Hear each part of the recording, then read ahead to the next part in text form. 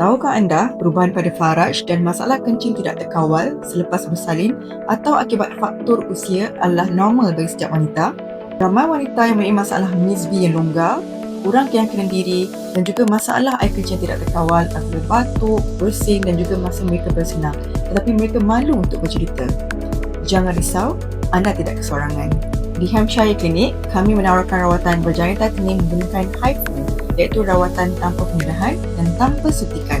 Teknologi HIFU menggunakan tenaga ultrasound berfokus untuk merangsang pelaksanaan kolagen dalam tisu faraj dan struktur sokongan pelvis, sekaligus membantu meningkatkan kekuatan dan sokongan otot dalaman. Dengan menguatkan tisu di sekeliling faraj, rawatan HIFU boleh membantu mengurangkan masalah kencing tidak terkawal, terutamanya ketika sedang ketawa, batuk atau bersenam. Ini kerana sokongan tisu yang lebih baik dapat membantu meningkatkan kawalan undi kencing.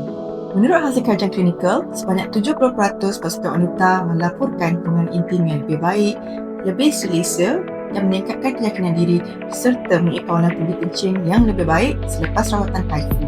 Sejurus selepas rawatan, anda boleh kembali ke rutian harian anda seperti biasa. Rawatan ini sesuai untuk wanita selepas bersalin atau yang mengalami perubahan akibat penuaan, tetapi pemeriksaan doktor tetap diperlukan dahulu. Jika anda mengalami perubahan dan masalah ini dan ingin tahu pilihan rawatan sesuai untuk anda, dapatkan konsultasi bersama kami di Hampshire Clinic.